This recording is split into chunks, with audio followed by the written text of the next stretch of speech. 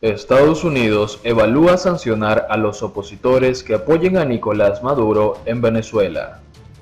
Carrie Filippetti, funcionaria de la Oficina de Asuntos del Hemisferio Occidental del Departamento de Estado norteamericano, distinguió entre quienes tienen diferencias dentro del arco contrario al chavismo y los que en realidad colaboran con el gobierno.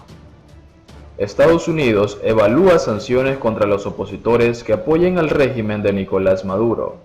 Carrie Filippetti, subsecretaria adjunta para Cuba y Venezuela en la Oficina de Asuntos del Hemisferio Occidental del Departamento de Estado norteamericano, afirmó que es importante que todos los actores políticos involucrados en Venezuela se mantuviesen unidos y enfocados en el mismo objetivo final. Afirmó que hay opositores que buscan socavar la democracia y que se les seguirá aplicando sanciones, sostuvo en una conferencia de periodistas. Quizás hay algunos individuos que tratarán de apoyar al régimen de Maduro, que tratarán verdaderamente de socavar la democracia. Para esos individuos que activamente apoyan al régimen vamos a continuar aplicando sanciones y otros esfuerzos. Pero una cosa es disentir en las tácticas y otros quienes de manera fundamental tienen una estrategia para apoyar a Maduro, aseguró. Elecciones libres para salir de Maduro. Washington desconoce la reelección de Maduro en 2018 por considerarla un fraude y promueve su salida y la instalación de un gobierno de transición para la realización de nuevos comicios generales. Filippetti reconoció que existen desacuerdos entre los opositores venezolanos, pero dijo que todos parecen enfocados en una única meta: lograr elecciones presidenciales libres y justas. Todos están trabajando colectivamente para luchar contra los intentos del régimen de soliviantar la democracia, afirmó la funcionaria. Consultada sobre la postura divergentes de María Corina Machado, representante del ala más radical de la oposición a Maduro, y Enrique Capriles, más moderado, Filippetti dijo que, por supuesto, ambos dirigentes todavía están de acuerdo con la estrategia de la oposición. Filippetti señaló que cualquier votación es imposible bajo el mandato de Maduro. Las llamadas elecciones del 6 de diciembre son un fraude, no son libres, no son justas, ni siquiera son realmente elecciones, dijo Filippetti, y advirtió contra los intentos de Maduro de manipular a la opinión pública internacional. Aliados.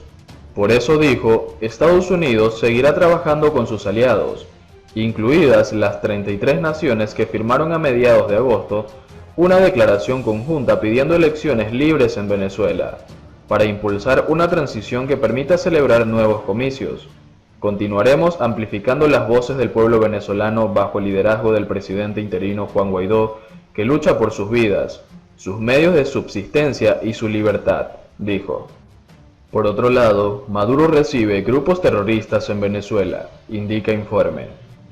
El régimen de Maduro alienta a los grupos terroristas internacionales para operar libremente en Venezuela, según un informe del Departamento de Estado de los Estados Unidos. El informe por países sobre terrorismo de 2019, publicado el 24 de junio de 2020, documenta las organizaciones terroristas colombianas así como religiosas dentro de Venezuela, a las que no solo se les permite operar en el país, sino que además el líder ilegítimo Nicolás Maduro les alienta a quedarse. Maduro y sus asociados utilizan las actividades criminales para ayudar a mantener su ilegítimo control del poder, fomentando un ambiente permisivo para grupos terroristas conocidos, dice el informe, incluyendo disidentes de las Fuerzas Armadas Revolucionarias de Colombia, FARC-D, del Ejército de Liberación Nacional ELN, de origen colombiano, y simpatizantes de Hezbollah. Según el informe, las FARC y el ELN se benefician y dirigen parte del comercio internacional ilegal de estupefacientes desde Venezuela. El ELN supervisa operaciones minerales ilegales y obtiene dinero de rescates por secuestros de civiles. Mientras que la vecina Colombia intenta detener la influencia de los grupos de Sudamérica, Maduro la permite. El régimen no actualizó su legislación antiterrorista de 2019 para reflejar la creciente presencia de cualquiera de las dos organizaciones terroristas en Venezuela, ni ha hecho ningún esfuerzo para procesar a los grupos.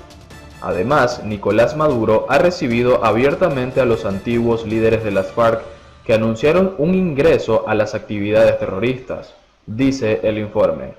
El 28 de julio de 2019, durante el Foro de Sao Paulo, en Caracas, Maduro dijo que Iván Márquez y Jesús Santrich, ex líderes de las FARC, eran bienvenidos en el país.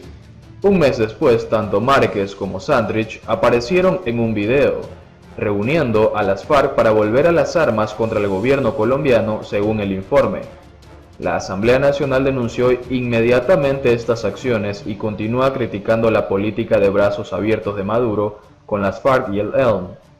En octubre de 2019 designó a Hezbollah, ISIS y al ELN como organizaciones terroristas, según el informe.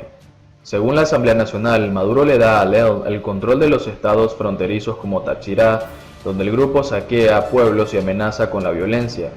El presidente interino Juan Guaidó recientemente pidió a las Fuerzas Armadas Nacionales de Venezuela que den un paso adelante y protejan al país de la creciente presencia del ELN. Fuerzas Armadas, la orden es simple: ejercitar la soberanía y hacer cumplir la Constitución, dijo Guaidó en Twitter. No hacerlo es someterse a la vergüenza de seguir colaborando con un narcotraficante y seguir cerrando puertas en el mundo a los apoyos que hoy necesitan los venezolanos. Y por último, a 3 meses de las elecciones parlamentarias, Maduro aceptó ampliar la actividad de la Oficina de Derechos Humanos de la ONU en Venezuela. La alta comisionada Michelle Bachelet dijo que el nuevo acuerdo permitirá desplegar 6 funcionarios en el país, frente a los 2 que tiene actualmente. También alertó sobre el creciente protagonismo de las Fuerzas Armadas en Latinoamérica en la persecución de activistas y periodistas. La Oficina de Derechos Humanos de la ONU, que dirige la alta comisionada Michelle Bachelet, renovó su acuerdo con el régimen de Maduro, que aceptó que los funcionarios de la organización en el país tengan una mayor autonomía jurídica. Así lo reveló hoy Bachelet al presentar una actualización oral de la situación en Venezuela en la sesión inaugural del Consenso de Derechos Humanos. Indicó que el nuevo acuerdo permitirá desplegar un equipo de 6 funcionarios en el país, frente a los 2 que tiene actualmente, aunque la voluntad de Bachelet es establecer una verdadera oficina en Caracas. Según la alta comisionada, el primer año del acuerdo permitió avanzar en la cooperación técnica, como la revisión de protocolos policiales sobre el uso de la fuerza o el compromiso asumido por el fiscal general de avanzar en la investigación de 58 presuntos casos de ejecuciones extrajudiciales por parte de las fuerzas de seguridad. Ese ofrecimiento abarca también 35 casos de muertes durante protestas que la oficina de Bachelet tiene debidamente documentados. Por primera vez, los 2 funcionarios de la Oficina de Derechos Humanos de la ONU pudieron entrevistar de forma confidencial a 39 detenidos vinculados a casos significativos, lo que Bachelet valoró como un salto cualitativo en la colaboración con las autoridades. De otra parte, la alta comisionada pidió al régimen continuar con la liberación de todos quienes han sido detenidos arbitrariamente, tras expresar satisfacción con la liberación reciente de 110 personas. Esta medida, opinó, contribuye a la distensión política y a la apertura del espacio democrático. Advertencia sobre el protagonismo de las Fuerzas Armadas latinoamericanas. En lo que respecta al resto de la región, Bachelet advirtió que las Fuerzas Armadas de algunos países latinoamericanos se están involucrando en asuntos públicos o en tareas de seguridad que corresponden a la policía, y pidió que esto no se vuelva algo común y que se vigile. Esta tendencia parece ser clara en países como Brasil, México y El Salvador, que Bachelet mencionó en la presentación de su informe sobre la situación global de los derechos humanos ante el Consejo de Derechos Humanos, que reanudó hoy sus sesiones en Ginebra. No obstante, en otros países también se está llamando a las Fuerzas Armadas a intervenir en cuestiones que salen de sus competencias, lo que Bachelet pidió que, si ocurre, se haga de forma excepcional y con un control efectivo. Este informe coincide con el drama que se vive en Latinoamérica por la expansión del coronavirus, del cual se contabilizan más de 8 millones de casos confirmados, de un total de casi 29 millones a nivel mundial. Según el análisis de la alta comisionada, la pandemia ha expuesto las profundas desigualdades de desarrollo entre países y dentro de ellos en Latinoamérica, lo que sumado a sistemas democráticos frágiles puede provocar levantamientos sociales. En medio de esta crisis social, Los activistas y periodistas, particularmente aquellos dedicados a la defensa del medio ambiente y del derecho a la tierra, están sufriendo persecución a niveles rara vez vistos en democracia. Pido a los gobiernos que se abstengan de desacreditar a los defensores de los derechos humanos y periodistas porque esto los pone en más riesgo de sufrir ataques. También aliento que se investigue y procese los autores, dijo Bachelet. Para sostener su afirmación, la Oficina de la Alta Comisionada ha documentado en Colombia el asesinato de 47 activistas en lo que va de 2020, con otros 44 casos en curso de verificación, mientras que en México los periodistas muertos en circunstancias violentas han sido 4 y 7 los activistas.